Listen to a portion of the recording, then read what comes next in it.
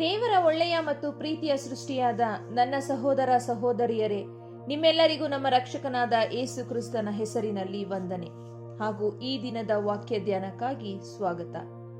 ಪ್ರಾರ್ಥನೆ ಮಾಡಿಕೊಳ್ಳೋಣ. ಸರ್ವ ಸೃಷ್ಟಿಕರ್ತನೆ, ಪರಲೋಕದ ತಂದೆಯೇ, ನಿಮ್ಮ ಪರಿಶುದ್ಧ ನಾಮಕ್ಕೆ ಸ್ತೋತ್ರವಾಗಲಿ.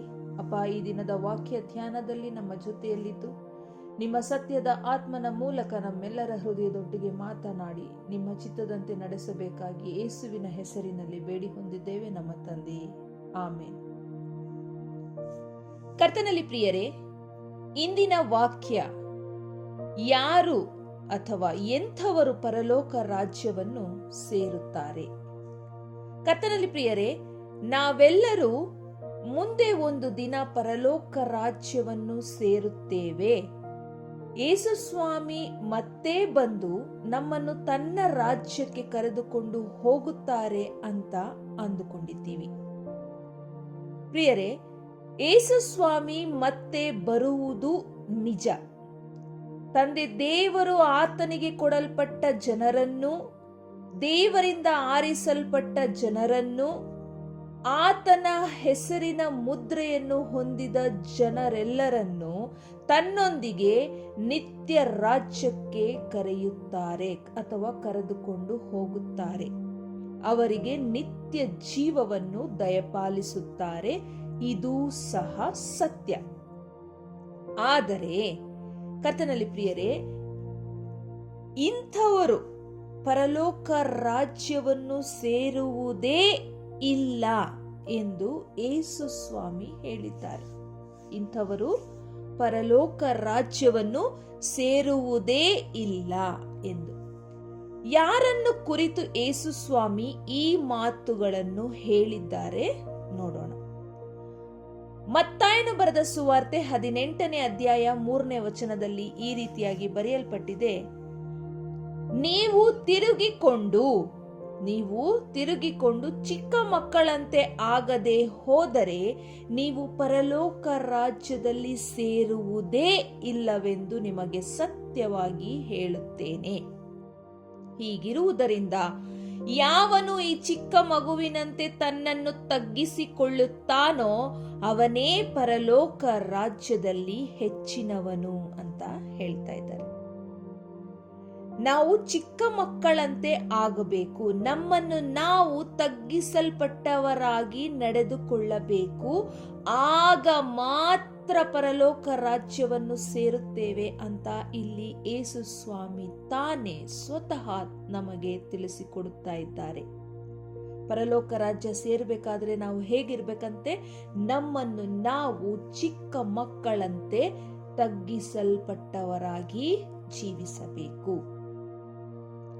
ಮುಂದಿನ ವಾಕ್ಯ ಯೋಹಾನನು ಬರೆದ ಸುವಾರ್ತೆ 3ನೇ ಅಧ್ಯಾಯ 3ನೇ ವಚನದಲ್ಲಿ ಈ ರೀತಿಯಾಗಿ ಬರೆಯಲ್ಪಟ್ಟಿದೆ: ನಾನು ನಿಮಗೆ ನಿಜ ನಿಜವಾಗಿ ಹೇಳುತ್ತೇನೆ, ಒಬ್ಬನು ಹೊಸದಾಗಿ ಹುಟ್ಟದಿದ್ದರೆ ಅವನು ದೇವರ ರಾಜ್ಯವನ್ನು ಕಾಣಲಾರನು ಅಂದನು. ಈ ಮಾತನ್ನು ಸಹ ಯೇಸು ಸ್ವಾಮಿ ತಾನೇ ಹೇಳಿರುವಂತದ್ದು. ಒಬ್ಬನು ಹೊಸದಾಗಿ ಹುಟ್ಟದಿದ್ದರೆ, ಈ ಮಾತನ್ನು ನಿಕೋದೇಮನಿಗೆ ಯೇಸು ಸ್ವಾಮಿ ಹೇಳ್ತಾ ಇದ್ದಾರೆ. ನಿಕೋದೇಮನು ಕೇಳ್ತಾನೆ, ಒಬ್ಬ ಮನುಷ್ಯ ಹುಟ್ಟಿದ ನಂತರ ಮತ್ತೆ ಆತನು ತನ್ನ ತಾಯಿಯ ಗರ್ಭದಲ್ಲಿ ಸೇರಿ ಹುಟ್ಟುವುದು ಹೇಗೆ ಅಂತ. ಅದಕ್ಕೆ ಯೇಸು ಸ್ವಾಮಿ ಇನ್ನೂ ಸ್ಪಷ್ಟನೆಯನ್ನ ಕೊಡ್ತಾ ಇದ್ದಾರೆ. ಯೋಹಾನನ ಬರೆದ ಸುವಾರ್ತೆ 3ನೇ ಅಧ್ಯಾಯ 5ನೇ ವಚನದಲ್ಲಿ, ನಾನು ನಿನಗೆ ನಿಜ ನಿಜವಾಗಿ ಹೇಳುತ್ತೇನೆ, ಒಬ್ಬನು ನೀರಿನಿಂದಲೂ ಆತ್ಮನಿಂದಲೂ ಹುಟ್ಟದಿದ್ದರೆ ದೇವರ ರಾಜ್ಯಕ್ಕೆ ಸೇರಲಾರನು. ದೇಹದಿಂದ ಹುಟ್ಟಿದ್ದು ದೇಹವೇ, ಆತ್ಮನಿಂದ ಹುಟ್ಟಿದ್ದು ಆತ್ಮವೇ. ಒಬ್ಬನು ನೀರಿನಿಂದಲೂ ಆತ್ಮನಿಂದಲೂ ಹುಟ್ಟದಿದ್ದರೆ ದೇವರ ರಾಜ್ಯಕ್ಕೆ ಸೇರಲಾರನು. ಅಂದರೆ ಹೊಸದಾಗಿ ಹುಟ್ಟದಿದ್ದರೆ ದೇವರ ರಾಜ್ಯಕ್ಕೆ ಸೇರಲಾರನು.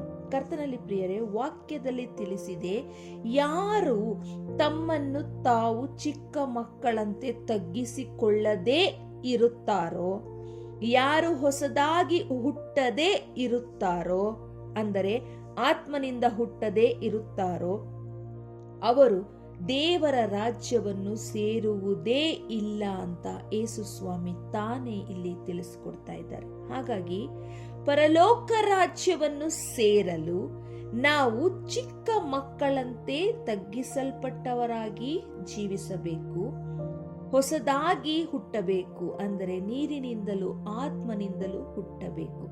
ಆಗ ಮಾತ್ರ ನಾವು ಪರಲೋಕ ರಾಜ್ಯವನ್ನು ಸೇರಲು ಸಾಧ್ಯ ಅಂತ ಯೇಸು ಸ್ವಾಮಿ ತಾನೇ ನಮಗೆ ಹೇಳ್ತಾ ಇದ್ದಾರೆ. ಹಾಗಾಗಿ ಇದು ನಮ್ಮ ಜೀವನದ ಮುಖ್ಯ ಗುರಿಯಾಗಿರಬೇಕು. ಇದಕ್ಕಾಗಿ ಸದಾ ನಾವು ಹಾತೊರೆಯಬೇಕು.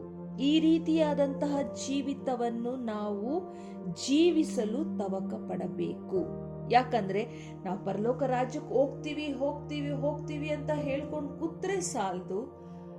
ಪರಲೋಕ ರಾಜ್ಯಕ್ಕೆ ದೇವರು ನಮ್ಮನ್ನ ಕರೆದೊಯ್ಯೋದಕ್ಕೆ ನಾವು ಏನ್ ಮಾಡ್ಬೇಕು ಅದನ್ನ ಮಾಡ್ಬೇಕು. ಯಾಕೆಂದ್ರೆ ದೇವರು ನಮಗೆ ಆದಂತ ಕೆಲವೊಂದು ಕರ್ತವ್ಯಗಳನ್ನ ಕೊಟ್ಟಿದ್ದಾರೆ. ಜೀವನನ ಈ ರೀತಿನೇ ನೀವು ಜೀವಿಸ್ಬೇಕು, ಇದೇ ದಾರಿನಲ್ಲಿನೇ ನೀವು ನಡಿಬೇಕು, ಇದು ಒಳ್ಳೆಯದು ಇದು ಕೆಟ್ಟದು ಅನ್ನುವಂಥದ್ದನ್ನ ನಮಗೆ ಬೈಬಲ್ ಅಲ್ಲಿ ಅನೇಕ ವಾಕ್ಯಗಳ ಮುಖಾಂತರ ದೇವರು ನಮ್ಮನ್ನ ಎಚ್ಚರಿಸ್ತಾರೆ.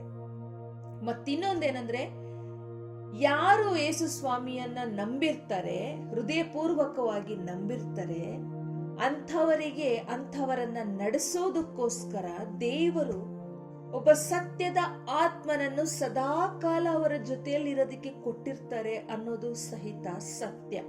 ಈ ಸತ್ಯದ ಆತ್ಮನ ಸಹಾಯವನ್ನು ಪಡೆದುಕೊಂಡವರಾಗಿ ನಾವು ತಂದೆ ದೇವರು ನಮಗೆ ಹೇಳಿರುವಂತಹ ಜೀವಿತವನ್ನು ಜೀವಿಸಲು ಹೋರಾಡಬೇಕು.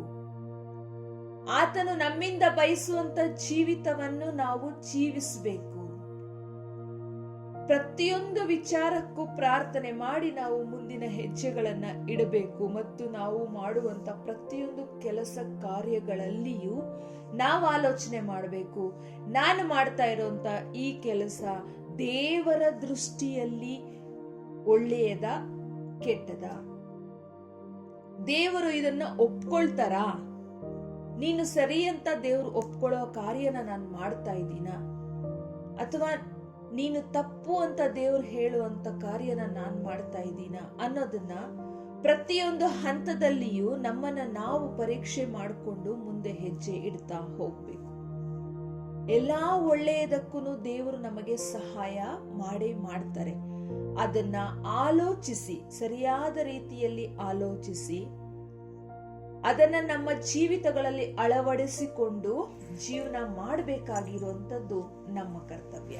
ಕರ್ತನಲ್ಲಿ ಪ್ರಿಯರೇ, ಆತನು ಈ ಲೋಕದಲ್ಲಿರುವ ಎಲ್ಲಾ ಮನುಷ್ಯರನ್ನು ಪ್ರೀತಿಸುವ ಕರ್ತನಾಗಿದ್ದಾನೆ. ಪ್ರತಿಯೊಬ್ಬ ಪಾಪಿಗಾಗಿಯೂ ತನ್ನ ಪ್ರಾಣವನ್ನು ತಂದೆ ದೇವರಿಗೋಸ್ಕರ, ಅಂದರೆ ದೇವರ ಒಂದು ಚಿತ್ತಕ್ಕೋಸ್ಕರ, ನಮ್ಮೆಲ್ಲರನ್ನು ನಮ್ಮ ಪಾಪಗಳಿಂದ ಬಿಡಿಸೋದಕ್ಕೋಸ್ಕರ ಆತನು ತನ್ನ ಪ್ರಾಣವನ್ನೇ ಕೊಟ್ಟರು.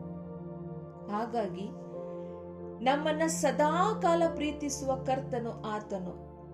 ಆತನಲ್ಲಿದ್ದುಕೊಂಡು ನಾವು ಆತನನ್ನು ಪ್ರೀತಿಸುವವರಾಗಿ ಆತನ ಆಜ್ಞೆಗಳನ್ನು ಕೈಕೊಂಡು ನಡೆಯುವವರಾಗಬೇಕು.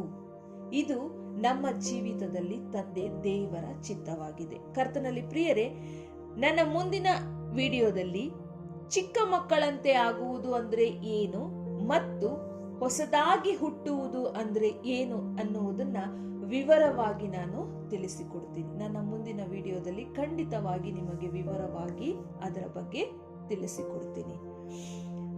ಪ್ರಾರ್ಥನೆ ಮಾಡಿಕೊಳ್ಳೋಣ. ಪರಿಶುದ್ಧನಾದ ಪರಲೋಕದ ತಂದೆಯೇ, ನಮ್ಮ ರಕ್ಷಕನಾದ ಯೇಸು ಕ್ರಿಸ್ತನ ತಂದೆಯೂ ದೇವರು ಆಗಿರುವ ಆತನೇ ನಿನ್ನ ಪರಿಶುದ್ಧ ನಾಮಕ್ಕೆ ಸ್ತೋತ್ರವಾಗಲಿ. ಅಪ್ಪ, ಈ ಕೊಟ್ಟಂತಹ ವಾಕ್ಯಗಳ ಮುಖಾಂತರ ನಮ್ಮೊಟ್ಟಿಗೆ ಮಾತನಾಡಿದ್ದೀರಿ ಸ್ವಾಮಿ, ಅದಕ್ಕಾಗಿ ಸ್ತೋತ್ರ.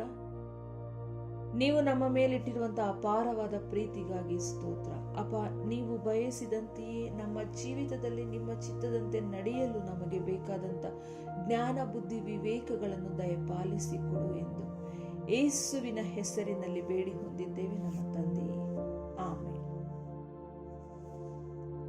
ತಂದೆ ದೇವರು ನಿಮ್ಮೆಲ್ಲರನ್ನು ಹೆಚ್ಚಾಗಿ ಆಶೀರ್ವದಿಸಿ ಕಾಯ್ದು ಕಾಪಾಡಲಿ.